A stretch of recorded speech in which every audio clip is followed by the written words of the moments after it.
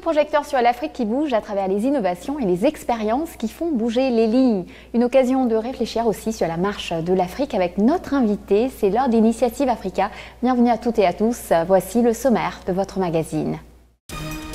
Rencontre avec Blaise Pascal Tanguy, ce Camerounais a étudié les mathématiques avant de succomber à sa passion pour le cinéma. Réalisateur de documentaires sans concession sur l'Afrique, il convie cette semaine le public et les professionnels à Paris au festival L'Afrique fait son cinéma. C'est notre invité du jour. C'est pas toujours très valorisant. Et on s'est dit, voilà, on va lancer un festival où on choisira des films qui valorisent un peu, qui donnent une image contraire à ce qu'on a l'habitude de regarder de l'Afrique. Écoutez du jazz à Lagos, cela se passe au Truth Club, l'une des adresses les plus cotées de la métropole nigériane, où nous attend le trompettiste Etuk Ubong. Il y a eu ce jour où un trompettiste est venu jouer dans notre église. Après le service, ma mère m'a emmené chez le trompettiste et m'a remise à lui en disant qu'elle voulait qu'il m'apprenne à jouer de la trompette. Son nom était Etop Adolphus. Le cinéma nigérian s'exporte bien au point de voyager chaque année à Paris pour 4 jours de projection. Coup de projecteur sur un festival pas comme les autres. Les vidéos que nous produisons sont de meilleure qualité. Mais elles resteront toujours des films faits par des Nigérians pour des Nigérians, avec nos histoires. Nous ne perdons pas notre essence. Nous partons dans les nuits de Lagos pour ce premier reportage. La mégalopole nigériane, comme de nombreuses villes en Afrique et d'ailleurs, a eu beaucoup de mal à vivre le confinement. Pourtant, dans ce club de jazz, la musique a continué d'enchanter les passionnés. Notre journaliste Hugo Uana s'est glissé dans les répétitions du compositeur et trompettiste Etuk Ubong, étoile montante de la scène nigériane, pour écouter son cocktail de jazz et d'afrobeat. Regardez. L'atmosphère est intense avec des sentiments nostalgiques dans l'air. C'est un samedi soir habituel au Truth Club. C'est cette ambiance chaleureuse et enivrante qui incite les visiteurs et les amateurs de musique à venir nombreux pour apprécier cet endroit atypique. Le Nigeria, au fil des ans, a été un terrain nourricier pour un éventail de talents musicaux comme Etuk Ubong, l'un des trompettistes, compositeurs et chefs d'orchestre les plus demandés du pays.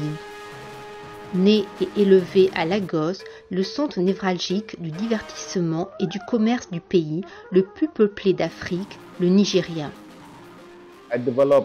J'ai développé un intérêt pour jouer de la batterie conga à l'église et je me souviens que j'ai aussi essayé les sets de batterie. Il y a eu ce jour où un trompettiste est venu jouer dans notre église. Après le service, ma mère m'a emmené chez le trompettiste et m'a remise à lui en disant qu'elle voulait qu'il m'apprenne à jouer de la trompette. Son nom était Etop Adolphus. Guidé par sa passion, il a commencé à jouer de la trompette à l'âge de 14 ans et à l'âge de 16 ans, il s'est placé sous la tutelle de divers artistes professionnels tels que Edop Adolphus, Victor Aktemofé, feu le légendaire Sir Victor Oleya et le phénoménal Femi Kuti. Il a acquis sa formation musicale au Peter King College of Music, à la Merton School of Music et à l'Université du Cap en Afrique du Sud. J'ai été exposé à Malcolm X, Patrice Lumumba, Thomas Sankara, Nelson Mandela, Martin Luther King et plein d'autres qui reflètent la conscience noire. Je pense que c'est l'influence fondamentale que j'ai eue musicalement et qui m'a poussé à devenir musicien et qui je suis aujourd'hui.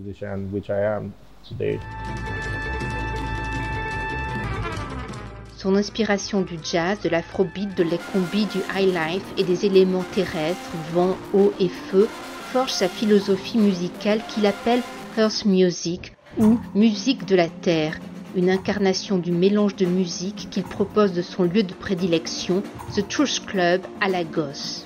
We all know what truth is all about. It's like a musical center. Nous savons tous ce qu'est The Truth Club. C'est un centre musical où les gens sont autorisés à entrer pour montrer leur talent et ont la capacité de pouvoir dire la vérité sur la société dans son ensemble.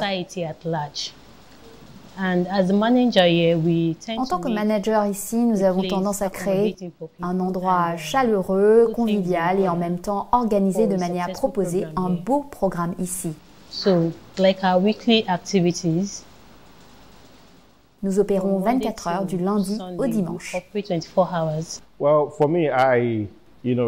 Eh bien, pour moi, le processus d'écriture de ma musique et de composition de ma musique, des chansons que j'écris et j'interprète, sont essentiellement liés au fait que j'ai besoin d'éduquer les hommes et les femmes sur l'Afrique, qui est un peu la pomme de la discorde dans mes pensées.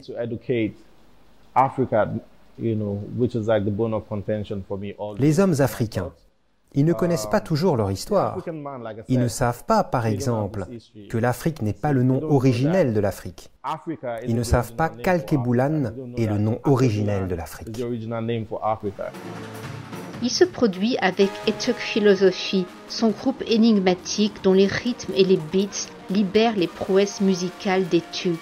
Avec son groupe, ils ont tissé un lien au-delà de la scène. Sa chanson a un message positif qui aborde les maux de la société, mais s'adresse aussi au cœur et à l'esprit des auditeurs. Nous jouons depuis quelques années maintenant et nous exprimons nos pensées à travers la musique ici. Les défis et l'expérience de jouer pour Etuk's Philosophy font du groupe l'un des meilleurs groupes au monde, car il comprend des instruments et des instrumentistes incroyables. La musique de la Terre parle de vie, d'amour, de paix, d'amour pour l'humanité, et elle rassemble, crée l'unité. Nous exprimons nos émotions à travers cette musique. Le Truth Club est un lieu animé qui attire des gens aux goûts musicaux similaires, unis à travers les airs mélodieux du Earth Music d'Etuk Ubong. Dans les 10 prochaines années, le Truth Club sera aux 4 coins du monde, vous savez, portant toujours haut le drapeau de l'Afrique et éduquant pas que l'homme africain, mais tous les hommes.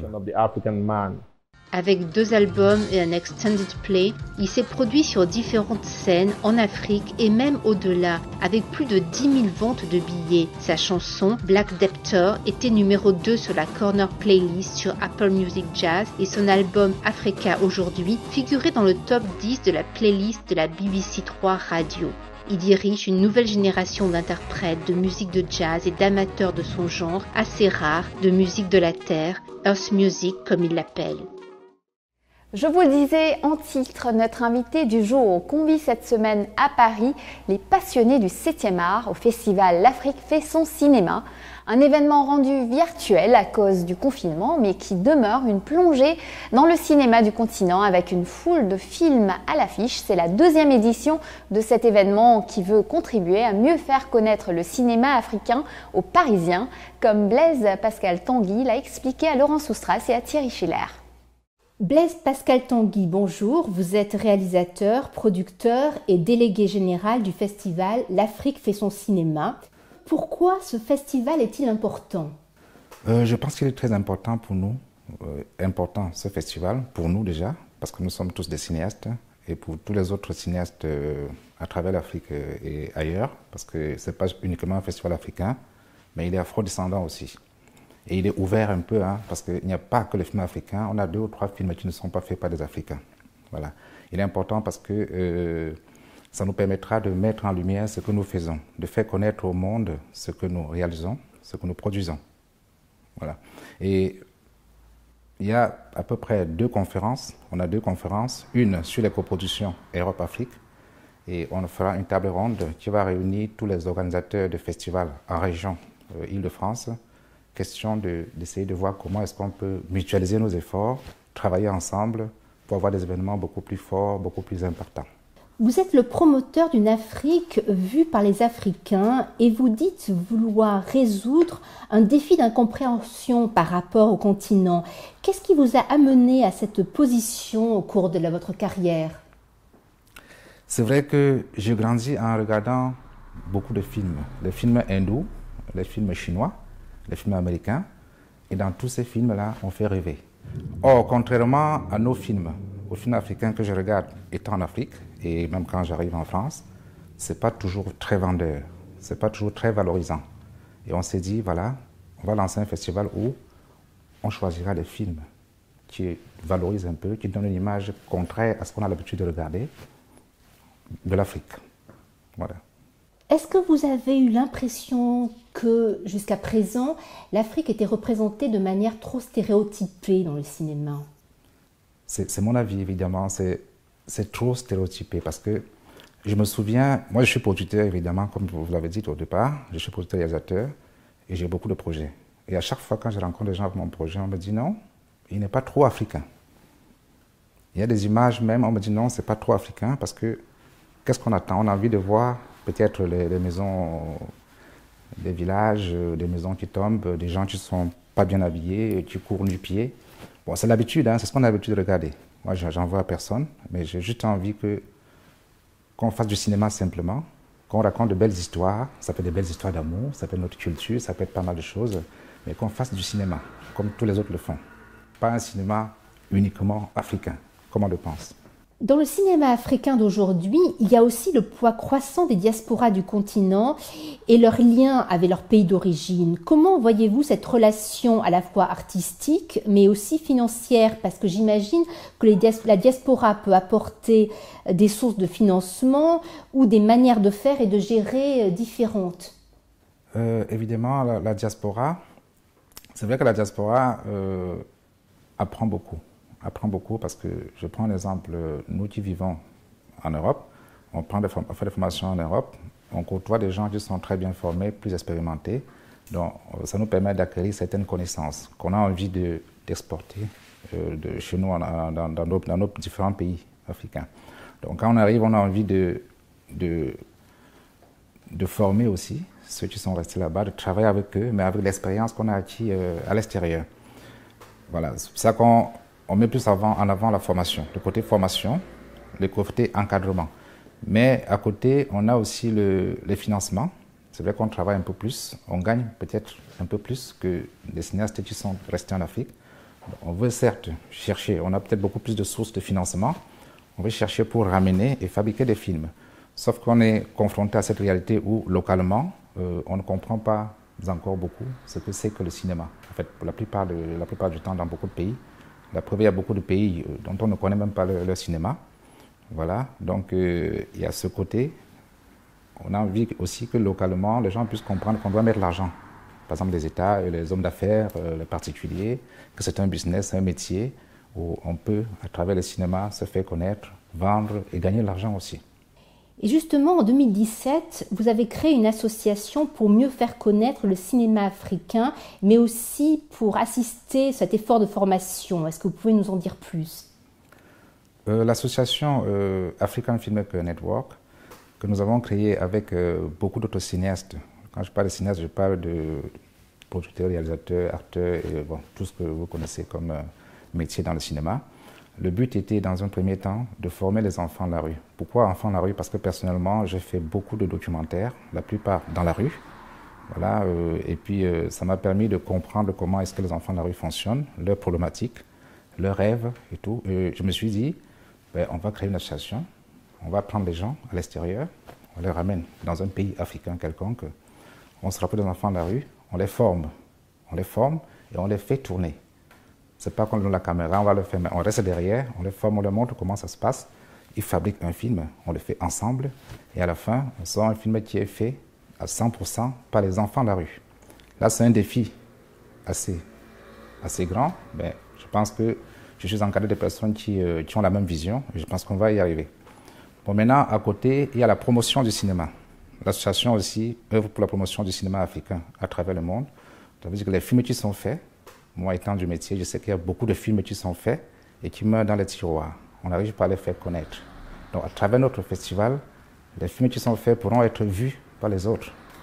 D'abord par le public parisien, puisque le festival il se passe à Paris, et les Parisiens ne connaissent pas beaucoup le cinéma africain. Donc nous, on pense qu'à travers ce festival, ils vont découvrir le cinéma africain. On l'a vu l'année dernière lors de la première édition, le retour des gens qui ont regardé le film. C'était vraiment, ça nous a encouragés, ils étaient très contents. Ils ont posé beaucoup de questions. Ça nous a permis de de travailler sur la seconde édition. Bienvenue pour la deuxième partie de notre émission. C'est la deuxième industrie cinématographique au monde et elle pèse 7,2 milliards de dollars. Je veux bien sûr parler de Nollywood, qui se classe juste après sa grande sœur indienne, Bollywood, en produisant 1 millier de films par an. Des durées de tournage réduites, des budgets serrés, des fictions en langue locale, c'est l'une des signatures de cette industrie, mais pas seulement. Pour comprendre cette créativité qui fascine des fans du monde entier, nous avons suivi à Paris l'une des éditions passées du Nollywood Week. Nollywood à l'assaut de Paris avec la première édition du Nollywood Week Festival. Pendant 4 jours, professionnels du cinéma, acteurs, producteurs, distributeurs, mais aussi un public de passionnés se sont retrouvés pour discuter de l'avenir du cinéma nigérian. Avec en bonus, la projection de 7 films qui ont tous fait un carton à leur sortie en salle au Nigeria. Nollywood est connu pour sa production quantitative très importante. J'ai toujours voulu mettre en avant les films intéressants plutôt que de passer mon temps à critiquer l'industrie. Et c'est pour ça que c'est comme ça qu'est venue l'idée en fait de créer un événement qui permette d'avoir accès aux bons films de Nollywood et aux meilleurs films de Nollywood, tout simplement. Une sélection qui a plu aussi au public parisien. J'ai vu les 7 films et donc c'est 7 genres assez différents. C'est un cinéma émergent, donc c'est assez intéressant de voir la diversité des problématiques qui sont abordées. Elles ne sont pas habituelles. Certains sont très bien, d'autres un peu moins. Mais globalement, ouais, très content d'avoir découvert le cinéma nigérien. Yeah, I did enjoy it. I did. I enjoyed it a lot. It was fun. J'ai beaucoup aimé ces films. C'était drôle, vraiment bien fait. Ils racontent de bonnes choses sur le Nigeria, mais abordent aussi des aspects plus compliqués, plus difficiles. Je pense qu'ils permettent de mieux comprendre notre culture.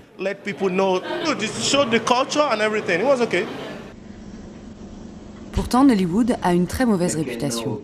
Né dans les années 90, avec le succès de Living in Bondage, les vidéos sont tournées en très peu de temps, dans des décors naturels. Plus de 2000 films sont produits chaque année, pour des budgets moyens de 10 millions de francs CFA, soit 15 000 €. Ces films sont ensuite vendus en format vidéo compact disque dans les marchés du pays. Leur coût à l'unité, 1400 francs CFA en moyenne, environ 2 €. Un prix largement abordable qui a permis une diffusion de masse de Nollywood, s'imposant comme l'industrie la plus connue du continent africain. Mais ce cinéma s'exporte aussi à l'international. Londres, New York, bref, partout où il y a une diaspora nigériane. Le film, de façon générale, dans le monde, va s'orienter de plus en plus au XXIe siècle vers la distribution multiplateforme. La salle du cinéma permet aux cinéastes et aux producteurs de faire de la publicité autour de leurs produits. Comme ça, les gens sont au courant. La séparation qu'il y avait entre le cinéma d'une part et la télévision est en train de disparaître peu à peu. On a des produits qui sont à mi-chemin entre le film et la télévision. Et Nollywood a dévancé beaucoup de productions cinématographiques dans le monde en étant parmi les premiers à aller dans ce sens. Pendant des années, les Nigérians ont eu des films importés de l'étranger à leur disposition. Indiens, américains, des films loin de leur culture, de leur histoire. Avec l'apparition de Nollywood, ils ont pu se retrouver, se reconnaître, s'identifier. Et c'est bien là qu'est la clé du succès de Nollywood, son public. Les vidéos que nous produisons sont de meilleure qualité. Mais elles resteront toujours des films faits par des Nigérians pour des Nigérians, avec nos histoires. Nous ne perdons pas notre essence. Cette industrie qui fait vivre plus de 300 000 personnes génère plus de 300 millions d'euros de bénéfices. Mais les réalisateurs de cette nouvelle vague veulent aller plus loin. Ils veulent sortir de ce marché de niche et conquérir le marché international. Son contenu reste encore méconnu sur la scène internationale comme Hollywood ou dans une moindre mesure Bollywood. Surtout à cause du manque de professionnalisation du réseau de distribution. Il n'existe pas à proprement parler de grands groupes internationaux de diffusion comme il peut y en avoir aux États-Unis. Encore boudés par certains distributeurs internationaux, les réalisateurs et producteurs de la nouvelle vague cherchent à faire des coproductions à l'international et n'ont aucun doute sur l'avenir prometteur de Nollywood. Le Nollywood d'avant, c'est un Nollywood qui est fait pour un marché local. vraiment, il ne cherche pas à l'international, trop à l'exporter. Par contre, je pense que celui-ci, c'est quelque chose qui est en train de se construire et c'est une industrie qui va se construire. Mais je suis assez confiant quand j'ai vu ça, quand j'ai vu un public hier, c'était un public très mélangé. Les gens étaient vraiment très, rigolaient, il y avait un langage universel, ouais, je pense. Bien que le réseau de distribution de ces films dans les cinémas étrangers fasse défaut, il existe pourtant une réelle demande du public. Pour preuve, la création ces dernières années de chaînes sur le câble et le satellite dédiées aux films nigérians, comme Nollywood Movie, chaîne lancée par le bouquet Anglais Sky en 2008, ou encore en France avec Nollywood TV, créée par l'entreprise française Théma en octobre 2012. Malgré cet engouement du public, beaucoup reste à faire. Le problème des programmes que l'on reçoit, qui ont des scripts parfois incomplets, puisque évidemment les films Nollywood ont des passages en dialecte, en Yoruba ou autre, et du coup qui sont difficilement doublables. Donc ça, c'est une première difficulté. Une deuxième difficulté, c'est que il n'y a pas de version internationale sur ces films. Donc ça veut dire que pour le doublage, nous sommes obligés de recréer cette version internationale, donc c'est-à-dire refaire tous les bruitages, toutes les musiques, en plus du doublage des acteurs eux-mêmes. Même si les films nigérians ont été plusieurs fois récompensés au FESPACO et que les câblo-opérateurs montrent un intérêt grandissant pour cette jeune industrie, la nouvelle génération de réalisateurs aura de nombreux challenges à relever avant d'être connue et reconnue par le public international. Il peut déjà compter sur ses 150 millions de téléspectateurs. Nous retrouvons Blaise Pascal Tanguy pour la suite et la fin de notre entretien de la semaine. Il nous raconte comment sa mission de réalisateur engagé l'a amené à disséquer le trafic de faux médicaments en Afrique. Regardez. Vous-même, Blaise Pascal Tanguy, avez commencé par étudier les mathématiques avant de vous tourner vers le cinéma. D'où est venu ce revirement en quelque sorte ? C'est vrai que j'ai un parcours très atypique. Je commence bien entendu par les mathématiques et après, je n'arrive pas tout de suite au cinéma. J'ai fait l'école de publicité à Paris. Après ça, j'ai travaillé un peu, mais comme ma passion, tout à l'heure je vous expliquais, de l'enfance, j'ai beaucoup regardé de films et je me suis dit je le ferai, je deviendrai cinéaste, j'essaierai de comprendre comment ça se passe. Donc la curiosité surtout. Donc, je me lance dans le cinéma, je fais une formation en réalisateur cinéma. Et voilà, c'était parti. J'ai démarré en 2004 en créant ma boîte. Et depuis là, j'ai fait pas mal de films et je travaille sur pas mal de projets aussi. Votre film Tueur silencieux sur les faux médicaments a ouvert la voie à une réalisation de documentaires engagés. C'est votre marque de fabrique, cette dénonciation des problèmes de la société africaine? C'est clair. Curieusement, tous mes films, jusqu'aujourd'hui, tout ce que j'ai fait comme film, c'était dans la rue. Je ne dénonce pas seulement, mais j'essaie de... Par exemple, les documentaires que j'ai fait avant, qui étaient sur les métiers de la rue, j'essaie de montrer que malgré ce qu'on pense, parce qu'on voit les enfants, les gens qui traînent dans la rue, ils vendent pas mal de choses, qu'ils s'en sortent, voilà, au prix de beaucoup d'efforts. Donc c'était ça le premier objectif. Et le documentaire sur le tueur silencieux, c'est pourquoi le tueur silencieux déjà, parce que beaucoup de gens ne se rendent pas compte. Ces médicaments vendus dans la rue sont la plupart du temps soit périmés, soit mal conservés. Et quand ils sont mal conservés, je ne suis pas médecin, je m'inspire de ce que j'ai appris en tournant le documentaire. Quand ils sont mal conservés, ils deviennent des poisons. Et beaucoup de gens en meurent sans se rendre compte. C'est-à-dire, j'ai mal au ventre, je vais dans la rue, je prends un médicament, je le consomme, et il me tue. Et on ne saura jamais que c'est ce médicament qui m'a tué. C'est pour ça qu'on parlait de tueur silencieux. Et dans l'enquête, nous nous sommes rendus compte, je me suis rendu compte en faisant le film, que c'est une très grande mafia. Beaucoup de gens en profitent, du haut en bas, je vais le dire. Et ça rapporte plus que la drogue. Parce que le médicament, certes, il est dans la rue, il n'est pas arrivé au hasard. Ce n'est pas ceux qui sont là, qui le vendent, qui le fabriquent. C'est vraiment le bout, c'est le bas de l'échelle. Parce que c'est toute une chaîne, c'est toute une mafia. Et ceux qui vendent là, c'est vraiment le bas de l'échelle, quoi.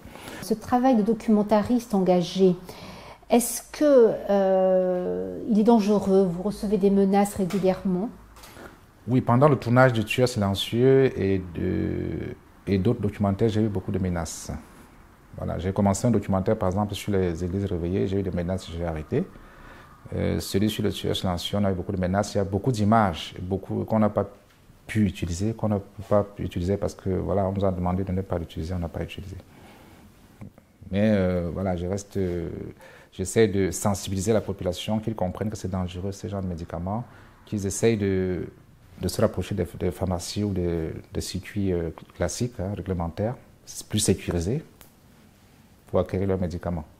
Vous êtes aussi un producteur. Est-ce que de votre point de vue, c'est l'argent qui manque le plus au cinéma africain?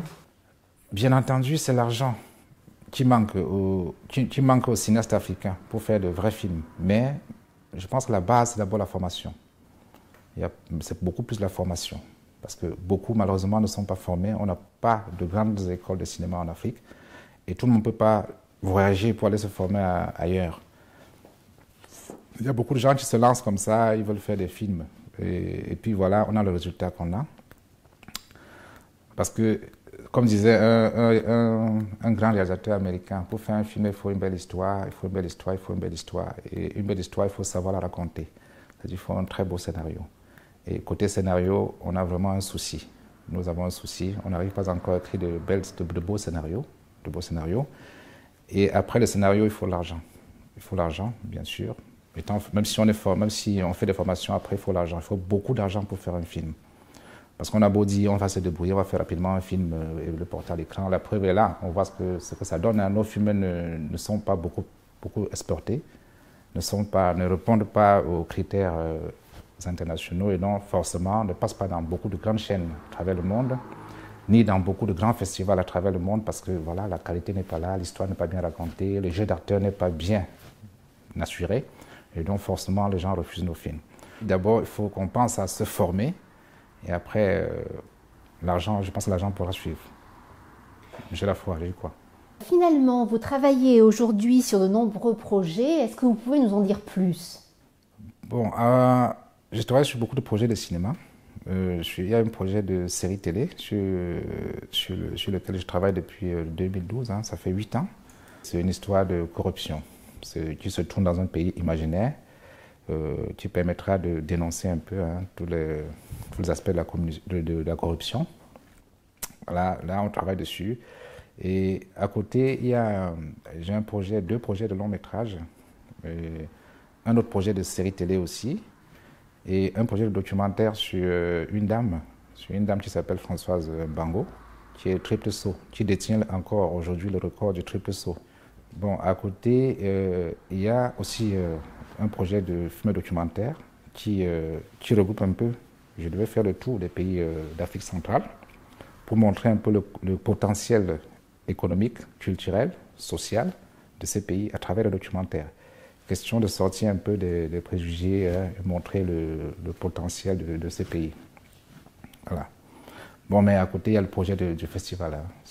Moi, ça fait partie des projets de film parce que c'est le festival, ça permet de tous ces projets de les montrer au public. Blaise Pascal Tanguy, merci beaucoup.